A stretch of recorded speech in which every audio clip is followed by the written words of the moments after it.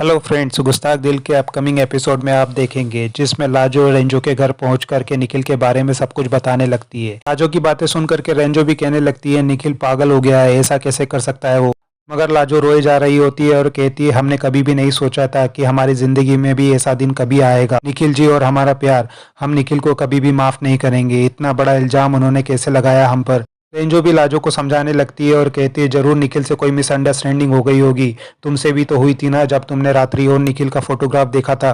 तुम चिंता मत करो लाजो, मैं निखिल को समझाऊंगी, वो जरूर मानेगा। और उसे चुप कराते हुए कॉफी पीने के लिए देती है। लाजो भी कॉफी पीते पीते कहने लगती है ये सब कुछ अचानक नहीं हुआ, ये सब कुछ उसके दिमाग में बहुत पहले से ही चल रहा था। तभी तो वो अचानक आगरा आ गया। सागर जी पर उसको पहले से ही शक था और एक जरा सी गलतफहमी क्या हुई, सब कुछ बाहर आ गया।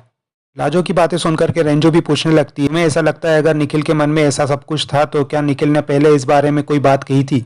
लाजो भी निखिल की कही हुई बातें याद करने लगती है और उसे याद आने लगता है। रेंजो को बताने लगती है कि कई बार जब भी बातों बातों में सागर का जिक्र हो जाता था निखिल परेशान हो जाता था और कहने लगता था तुम तो हमेशा सागर की तारीफ करती हो, सागर के लिए ही तुम्हारे पास टाइम है, हमारे लिए तो कोई टाइम ही नहीं है। और कहने लगती है निखिल जी विश्वास की तो बात करते थे लेकिन उन्होंने कभी भी हमें समझा नहीं। उधर नानी के घर पर नानी और सम्राट बरखा से पूछने की कोशिश करते हैं कि वो इस तरह से घर छोड़ करके क्यों चली आई। भी बरखा भी उन लोगों को बताने लगती है इंदर का किसी के साथ अफेयर चल रहा है, मगर नानी और सम्राट उसकी बातों पर भरोसा नहीं कर पाते हैं। तभी बरखा इंदर और उस लड़की का फोटो उन सबको दिखाती है और उन दोनों को बताने लगती है कि मुझे इंदर के छोटे छोटे झूठ से शक हुआ, तभी मैंने एक डिटेक्टिव हायर किया और उस डिटेक्टिव ने ही मुझे ये तस्वीरें ला करके दी है। और कहने लगती है मुझे भी विश्वास नहीं हुआ था लेकिन जब मैंने खुद अपनी आंखों से देखा वह दोनों एक दूसरे को प्यार से खाना खिला रहे थे। ये सुनकर के नानी और सम्राट के होश उड़ जाते हैं। फिर लाजो की सारी बातें सुनकर के रेंजो भी निखिल को समझाने के लिए उसके घर पर पहुंच जाती है और निखिल से कहने लगती है निखिल तू ऐसा कैसे कर सकता है,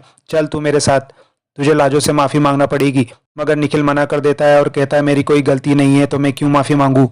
तभी जैस्मीन भी आ जाती है और निखिल से कहने लगती है निखिल तुम ठीक तो हो ना, मुझे तुम्हारी बहुत फिक्र हो रही थी इसलिए मैं यहाँ चली आई। रेंजो जैस्मीन को देख करके चौंक जाती है और वहीं चुप होकर के उन दोनों की बातें सुनने लगती है। एपिसोड यहीं खत्म होता है। आगे की अपडेट के लिए हमारे चैनल के साथ जुड़े रहें और चैनल को सब्सक्राइब और लाइक करना ना भूलें। Thank you.